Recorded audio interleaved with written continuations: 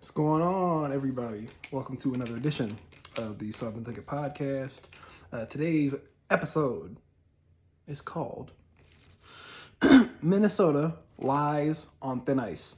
As many of you are aware, and many of you may not be aware, there's a lot going on in the world, but there's a lot specifically going on right here in the Twin Cities in Minneapolis, Minnesota, or as the Dakota people call it, Bede Ota Otunwe, Minnesota Makoche.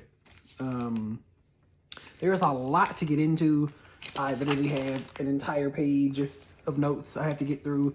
I gotta address what's happening here, other situations that are happening globally. Let's just get into it, okay? Let's just jump right in because I gotta get through it. Feel me? All right, so a couple of quick updates.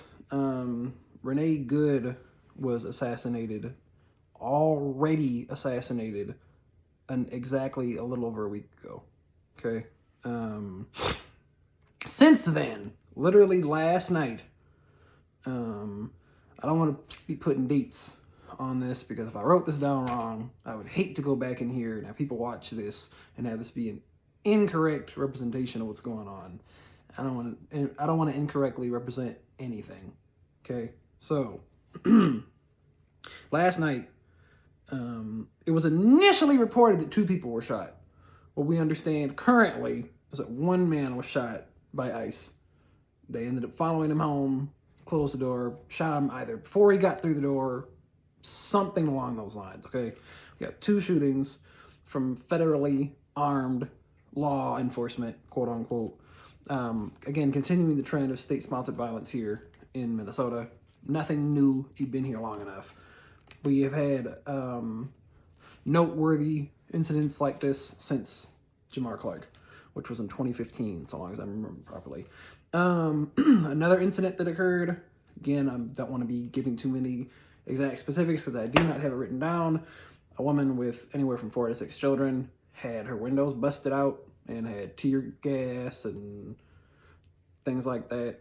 They ended up interacting with her children. Her and all of her children are currently in the hospital dealing with breathing issues because chemical irritants are no fucking joke. No joke at all.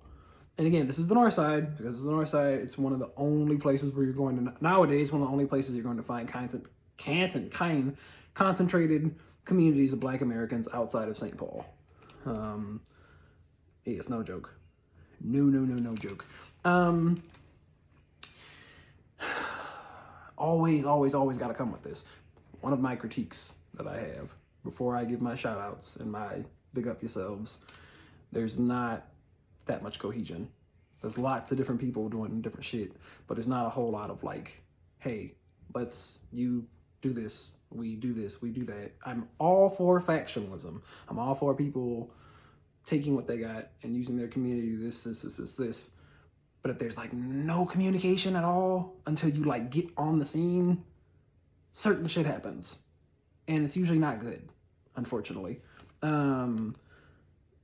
Unfortunately, yeah, it's not good. It's not good at all. And I just like want to point this out, right? Back when they were doing what they were doing in DC, back when they started doing what they were doing in Los Angeles and Chicago, Trump literally said that he was going to come to Minnesota. And what did Democrats and the DFL tell us? They told us, no, he's not coming here, it's illegal. When has America ever cared about breaking the law? Never. This is the last place on earth to ever talk to anybody about law and order, justice, democracy. It doesn't actually exist.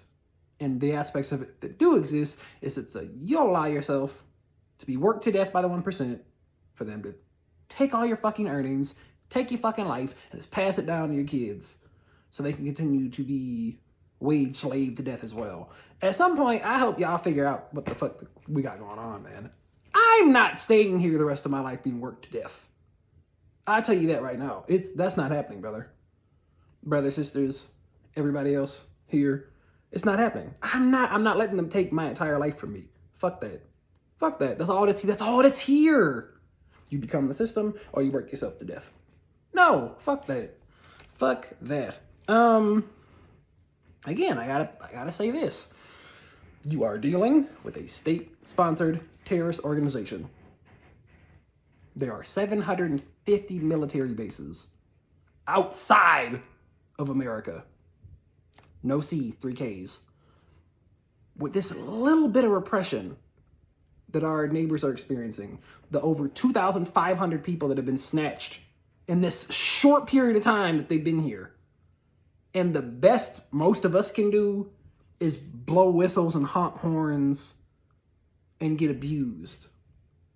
Like, there's two sides to this for me, okay? The first side is, thank you for being there. Thank you for showing up for your community. Thank you for doing something. The other side is organizations are asking civilians to go up against a trained militia, a trained military organization. Like, no equipment, no training, no tactics, nothing, just vibes. Vibes, and I care about my community. Nasty work, super nasty work. So for the organizations that are actually like telling people to like exactly what to do, for the organizations and the people that have physically intervened to keep people from being added to this 2,500 folks that have been snatched, bless you. Because if we don't meet escalation for escalation, you think that they're just gonna stop because you're calling them bad names and you're blowing whistles and honking horns and trying to put your car in the way? Obviously not. 2,500 people is a lot of motherfuckers, yo. It's a lot of motherfuckers. So, like I said, if you're gonna be out there, don't be sitting there fucking filming somebody get snatched up not doing shit. Stop that, bro. Please stop that. Do something. If you're gonna be there, you are not responsible to do something. Because just showing motherfuckers that the shit is happening, what is that actually accomplishing? It's helping you. It's not helping the motherfucker getting snatched up. If you got a couple people, that's what they go around doing, perfect. The rest of you motherfuckers, if you're going to be out there and you're not going to physically intervene, go fucking home. Thank you. Next on our agenda. They're calling this shit Operation Metro Surge. This is the first time I don't be watching the motherfucking news because fuck that shit. It's gross. And even though, like I said, I appreciate community, I appreciate people that are out there, I specifically appreciate these organizations that I'm about to shout out for the way that they're engaging and getting people to go out and engage. We have no idea exactly how long this shit's going to go for, but we do know that in order for us to get the results we're looking for, we've got to do more. We have to do more. And most of us are not prepared to do that, so... Anyway, so shout out to, I don't know how the hell they pronounce this. I'm just going to say shout out to the MIRAC. Seen a lot of good stuff from them. I personally feel like they're activating community and giving good instructions. They had a Know Your Rights sort of, I'm going to call it a symposium because they invited people to know what, like, in a perfect world, their rights are.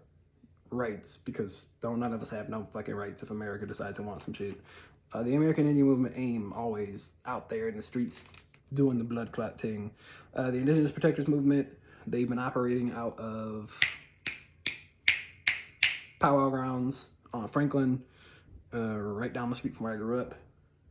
It's a cool spot. It's an especially cool spot now. I just posted on my Facebook, I reposted a statement that they made about the operations that they're currently running out of there. So if you want to get tapped in with the group, that whether there is this immense threat or not, they're out there in the streets, tactically trained, what do they call it? Trauma informed, all the things. And they've, even with some of the snatchings that have happened in Little Earth and other individuals that are indigenous that are, this is Turtle Island is their things. They've stopped a number of different people from getting snatched up because they have actually been like, the fuck you think this is? No, sir. No, sir. So, yeah, shout out community members that care enough to, be out here. and actually physically intervene. Let's say that again. I'm going to shout out a couple well, actually, hold up. The people that have done the whole, maybe not overnight, but hours in the darkness hours, where they've caused noise disturbances outside of the hotels where ICE is currently posted up. Appreciate that. We don't get to rest. Neither should they. To me, taking no justice, no peace, literally, very important. So thank you for that. I feel like that's a bit more actionable in regards to like what the actual potential impact is. It probably also has a lot to do with why we know for a fact they did confirmed raids over North Minneapolis. They did all this shit in the wintertime because they were trying to avoid people being outside because of how bitter and how cold and how fucked up Minnesota winters can be, especially with all the global warming and climate change that we're probably actively participating in, unfortunately. Yeah, so keep up the good work. But again, be safe, get up on some tactical training, get you some fucking protective eyewear, get you some face cover, like get you everything you need to get to where we know who you are, but they don't. Okay? Please, please. Did we not learn shit from 2020? Fucking hell. Anyway, so it's more than three, but 3 entities that operate as restaurants. Yes, in the restauranting business. Kong's Kitchen, Pimentos on Nicollet. They also have a location in St. Paul. And then the Klaas family, Gerard and his wife. Can't remember her name. And it's the Klaases. Hopefully his name's Gerard. If I misremember that, yikes. They got Soul Bowl and they got Classics. Bombdiggity.com. All 3 of these places got some bomb-ass food. Kong's is Asian cuisine. Pimentos is Jamaican. And Klaas is Black American. True and true. Like, all 3 of them. Bop, bop, banging. Tell them I sent you, too. Isaiah Whitmore. Boom, boom. You saw this video. That's why you're there. You're not going to get nothing, but, you know, just pass it along. Feel me? Yeah, so that's that. Shout out everybody that's out here actually trying to make a difference and not just getting in the way, being goofy. Another unfortunate aspect of this is like anything that happens in America is political. We got to remember that. Everything that happens in America is political. All of it. No thing happens here. It's not political. And this is how this is potentially going to shake itself out. Democrats are already trying to fucking fundraise off this shit, which is absolutely diabolical. They're also doing what I'm going to call, maybe someone else has this term too, but I've never seen it, so I'm going to say I'm coining it, vote mongering, where they're like, if you don't like this, then vote this. And it's like, motherfucker, we live in the state with the second worst inequities for folks with any kind of melanin in all the United States. You want to constantly chat shit about all these other places, and our thing is on fire. The only other state that is a more dangerous, socioeconomically backwards place for people to live is next door in Wisconsin. Think about that. All the Minnesota nice, all the blue wave, and this is the second most dangerous place to live. As a melanated person, black, brown, and indigenous, why don't they talk about that shit? Because they're responsible for it. Fuck niggas. Anyway, fuck niggas and punk ass bitches. You feel me? Now, because of all this shit that's happening, people seem to forget that Minnesota had a Republican governor. An out and out Republican. I'm a Democrat. I'm a right wing Democrat. Out and out, I'm a Republican. Tim, by the name of Tim Pawlenty, his last year in office was 2011. And it's been super goofballs since then. But they just don't claim to be Republican. They still function exactly like them. What did they say? There's a dude that I know of in this quote-unquote movement scene. He said, Republicans give you straight shit, and Democrats just sprinkle a little sugar on top of the same exact shit. And both of them are diabolical. Not good for you at all. So this is, I just feel like we need to like think about this, right? So we got all this crazy shit happening. Walz is stepping down.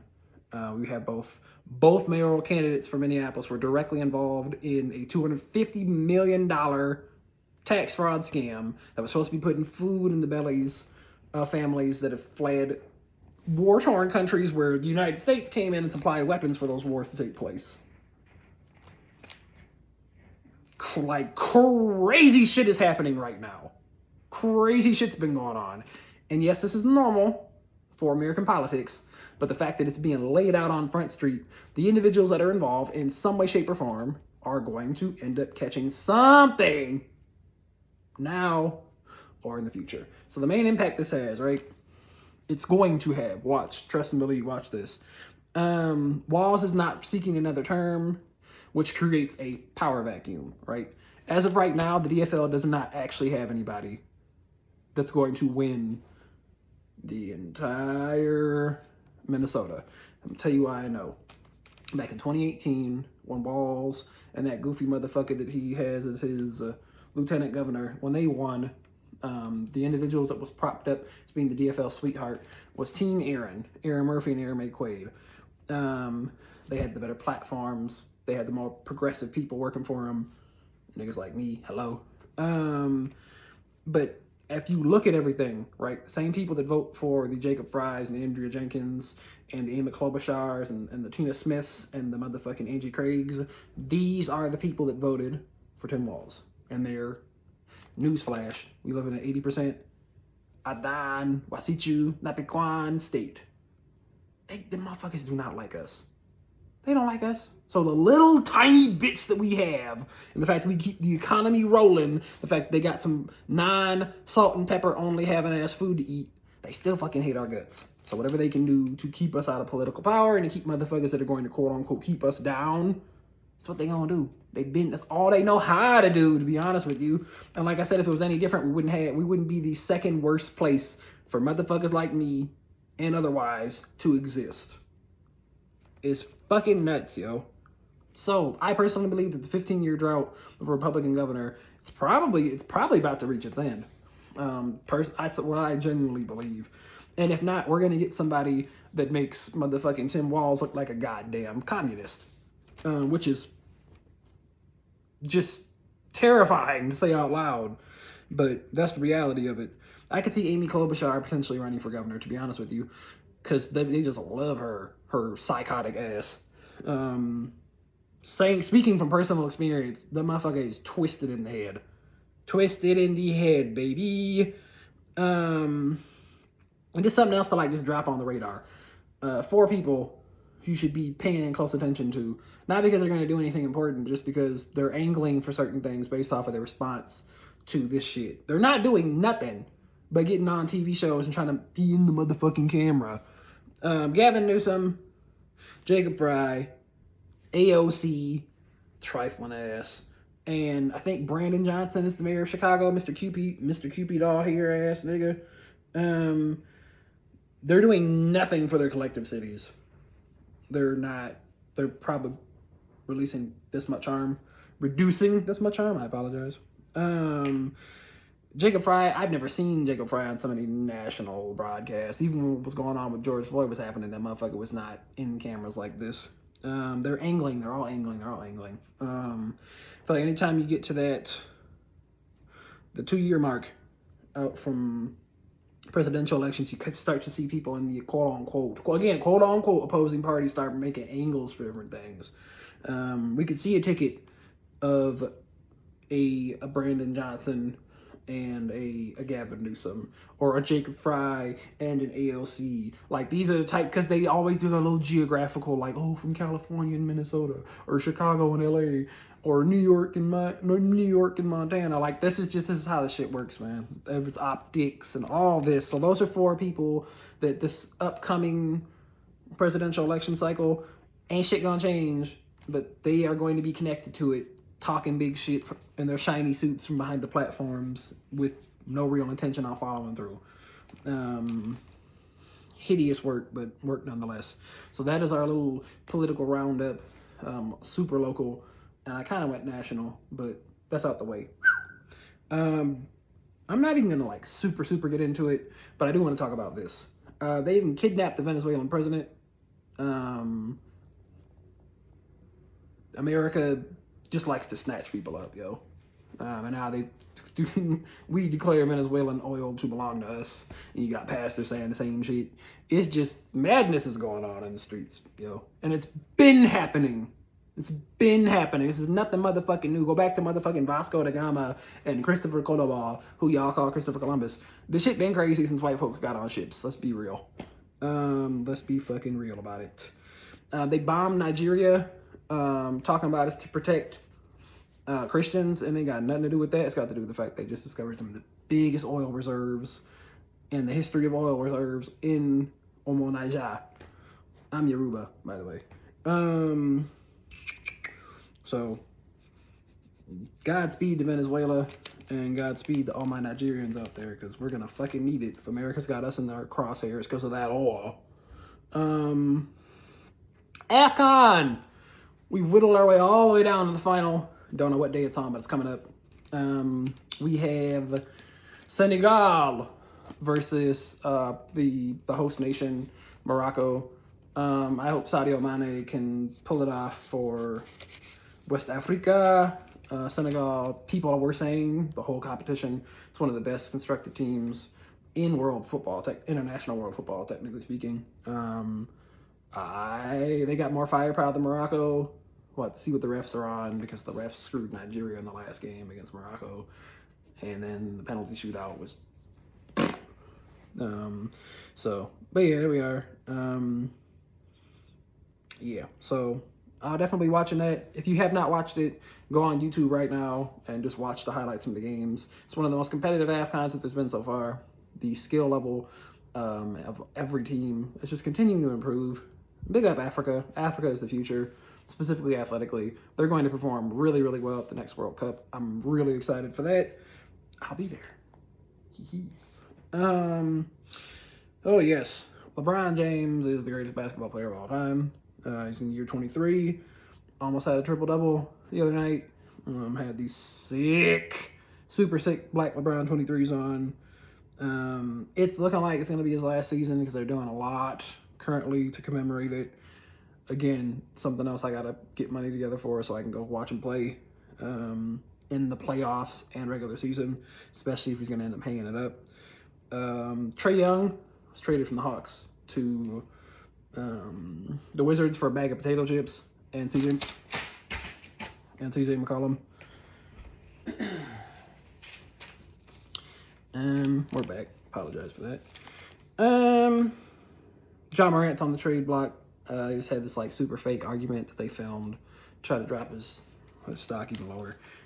I feel like he might end up in Minnesota. I hope he does. That'd be phenomenal. A big three of Anthony Edwards, John Morant, and Julius Randle, with keeping the main people that we got, trading some picks, and some of our depth that doesn't play as much is the perfect play for the disgruntled and hard to work with John Morant. If they just got Trae Young at the top of his game for a bag of potato chips and CJ McCollum in reverse, shouldn't be that hard to get the guy that can't stop showing off the blick, because, you know, Adam Silver hates niggas. You heard it here first. That man does not like no Negroes. No, sir. No, sir. Okay, I'm not going to get super long-winded about this one, but the Vinicius Jr. versus Kylian Mbappe thing, it's not real, because they have, at least on the pitch, they celebrate each other. I've not really seen weird vibes. Kylian be standing up for Vinicius. World, like, pro soccer, the tactics are so fucking ancient and backwards. We've got shit now where, because of how technically advanced and skilled a lot of these teams are, you can't just rely on star power to just bowl other teams over. So Xabi Alonso comes over there and he can't make up from down, and even though people would point at the record and be like, oh, he's so good, so incredibly boring to watch, yo. So incredibly boring to watch. And then Kylian and Vinicius Jr. getting assaulted in the penalty area game after game, and we don't get penalty shouts. We just don't. The 2 games back now, not this one we lost in the Copa del Rey, and not the Super Cup. The game before that, Vinicius got clobbered twice and barely said anything to the ref. No call, no nothing. The refs have been on bullshit with us since Jude's second season. I think this is Jude's third campaign with us now. No bueno. Super no bueno. But I brought that up because even though I don't think the two of them had problems with each other, Vinicius Jr. they're both of Cameroonian descent. Obviously, Vinicius' family is Blizak Cameroonian.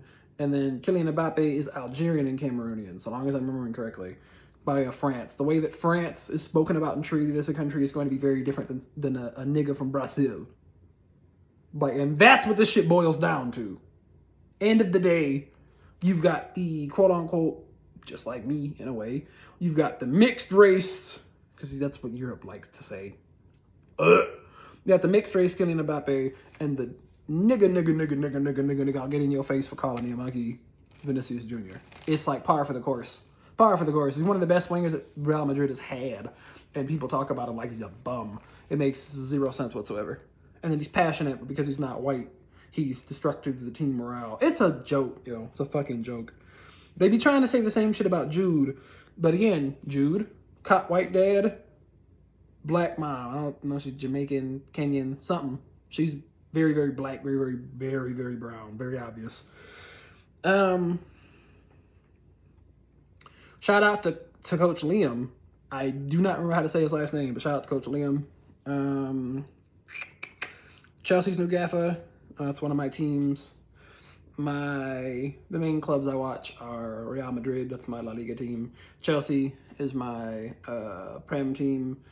In the Bundesliga, I watch Bayern. Yeah, I like Michael Olise and Jamal Musiala. Two Nigerians that don't play for Nigeria. Bunko. And then last but not least, we need way more black coaches in world soccer. We make up way too much of the player pool to be having nothing but all white men that are basically racist, saying shit like Jose Mourinho, jumping around like monkeys. Like, brother, even if you're not racist, that is a racist thing to say. So let's not do that. Okay, Mr. Portugal, you're on a very short lease, brother. You guys basically galvanized and pioneered the transatlantic slave trade. So the leash doesn't exist, brother. I don't care how many African players you've started. That leash is tight. Okay. And then I want to give a little shout out, but also a little bit of a jab, two-piece combo. Shout out to Semenyo. He got the big move to City. On any given day, we should have Erling Haaland, the Norwegian Badman 9, Semenyo on the left. I don't know who the fuck they be playing off the right, to be honest with you. But basically, it don't matter. You got the fucking running back / outside linebacker, and then you've got the monster that is Erling Haaland, and you got Turkey pulling the strings. It's just City. If they don't win the Prem this year, they're gonna be damn close, and people should be knocking their knees a little bit in the Champions League because they got some crazy ass depth, yo. Crazy ass depth. I don't think there's another team in the Prem currently that's that deep. With that many like volatile ass scorers. At least I don't think so. But here's my caveat. Semenyo just did this whole thing where he went and got baptized near Bournemouth because that's where he got transferred from with this white pastor or whatever the fuck. And I want you guys to always think about this. Anything that you do that aligns you with colonizers is going to an extent, keep you in the colonizers' favor. So you get baptized by this white pastor, and then right after this, you get the big move to City. Shit's not a coincidence. You know, they're trying to draw things to us. They're trying to make us see and think certain things, very specific things. And we have to be smart enough to not fall for propaganda. Or they're going to continue to propagandize us. So, anyway, that is this week's iteration of the So I've Been Thinking podcast. I'm your host, Isaiah Whitmore, host of the So I've Been Thinking podcast, director of the Power of the People Party. It's been an absolute pleasure. Hope you enjoy. Peace, love, power to the people.